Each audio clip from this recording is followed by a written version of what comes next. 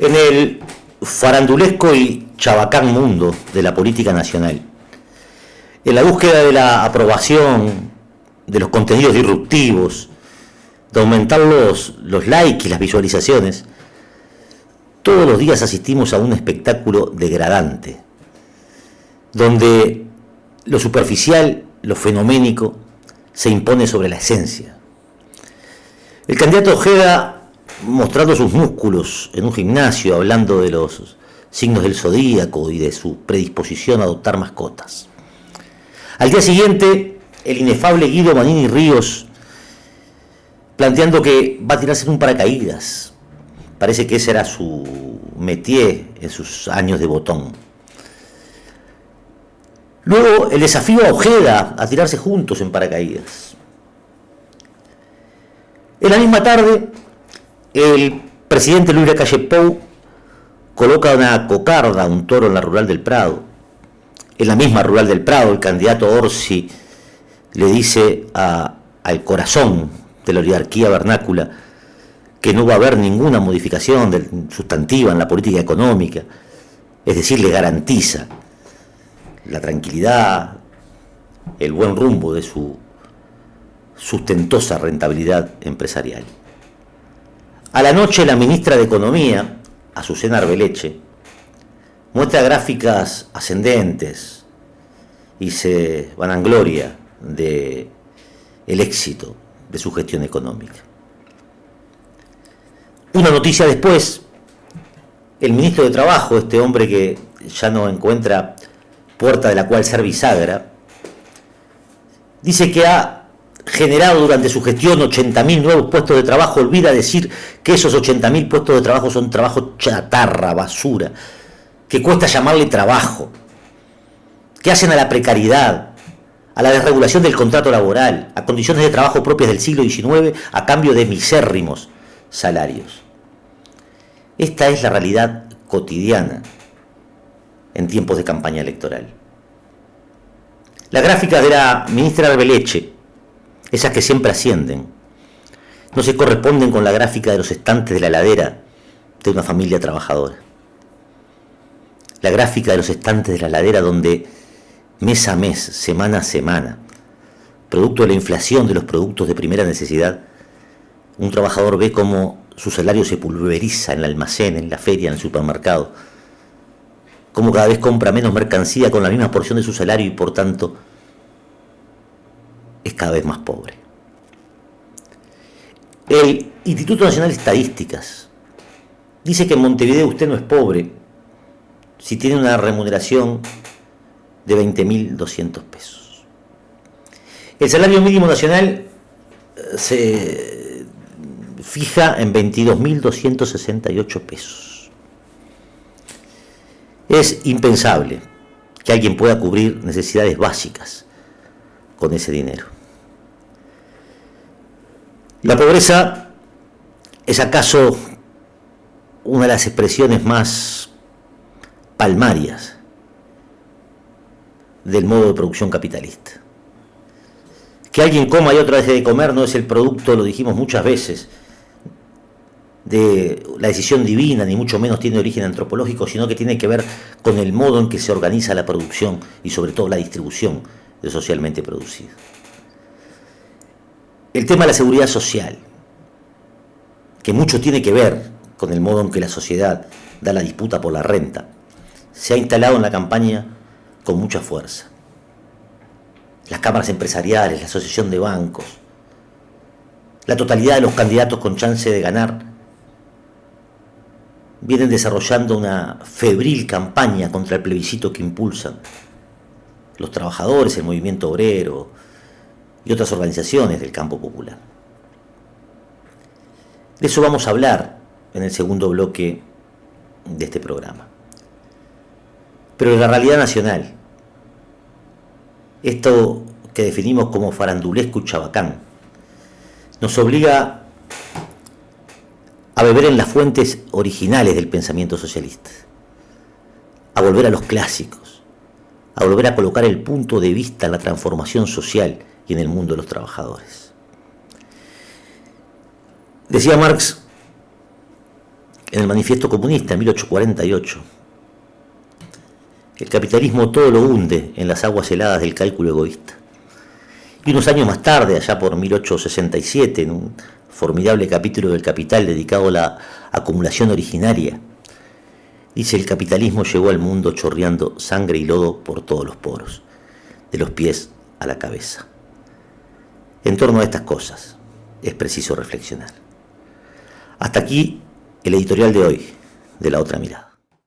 No ha habido a lo largo de la historia un solo avance en favor de los intereses y derechos de las clases subalternas que no haya estado mediado por un proceso de lucha y de enfrentamiento a la resistencia de las clases poseedoras. Es decir, cuando los trabajadores trabajaban 18 horas por día, 15, 14, y luchaban por la reducción de la jornada laboral,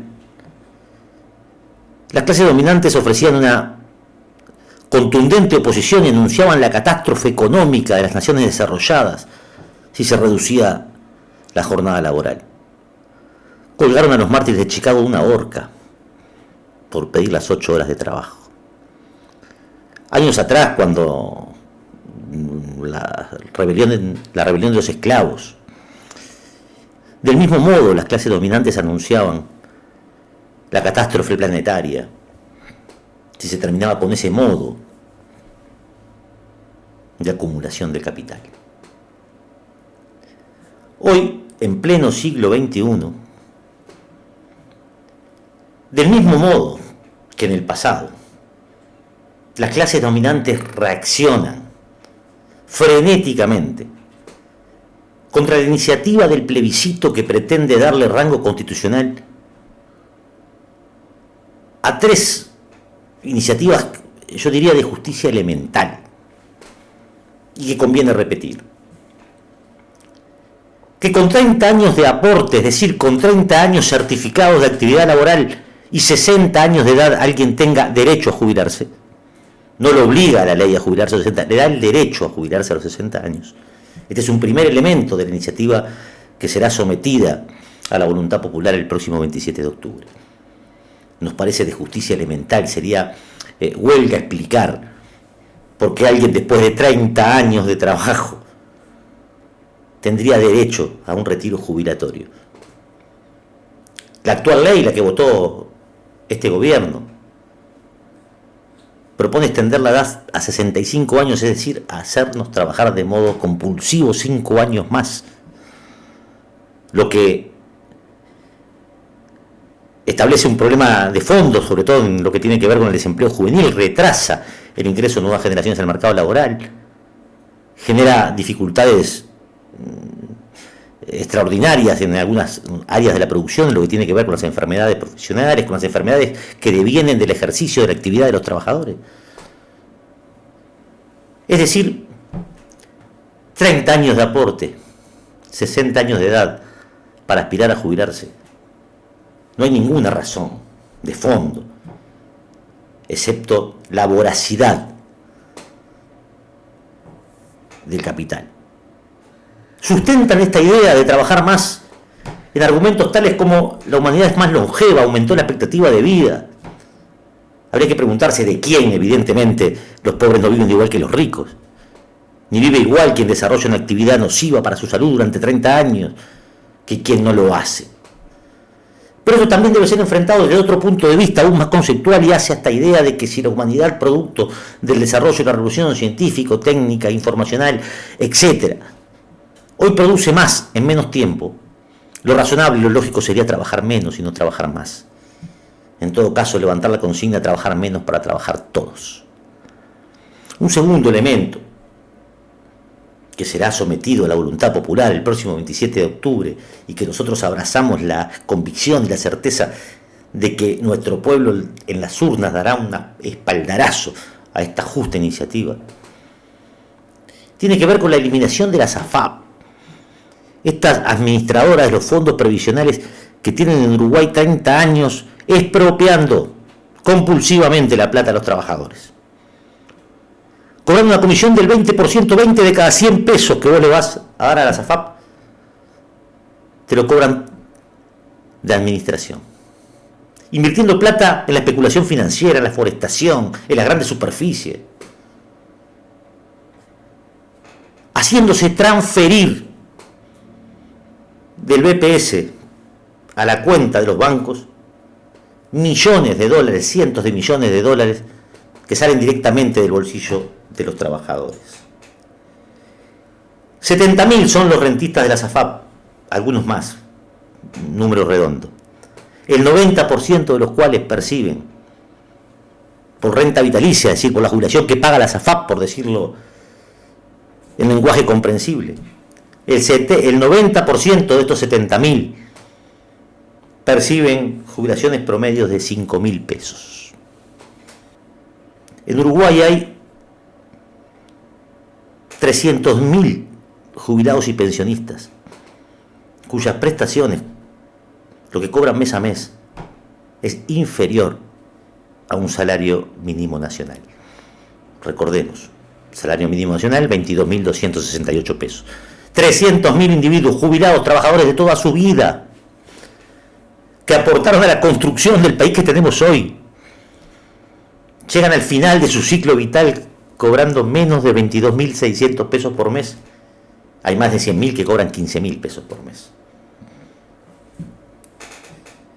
La SAFAP en estos años se han embolsado 24.000 millones de dólares, de acuerdo a las cifras que ellos mismos difunden. Cuesta pensar qué lugar ocupa en el espacio 24.000 millones de dólares. Imagínense ese dinero puesto al servicio de resolver las necesidades populares. Los detractores del plebiscito y los timoratos de siempre, los que no pueden comprender que la realidad existe para ser desafiada y transformada, los que se rinden frente a esta realidad, nos dicen que si triunfa el plebiscito, entonces las cuentas del Estado, el déficit fiscal, se van a afectar las políticas para la infancia y la adolescencia, va a subir el IVA, al mismo tiempo que exoneran por cifras multimillonarias en dólares al capital transnacional que llega a Uruguay, con la excusa de que vienen a generar empleo, y la verdad es que en el mediano y el largo plazo destruyen empleo. Vean ustedes lo que pasa con la pequeña producción rural, por ejemplo.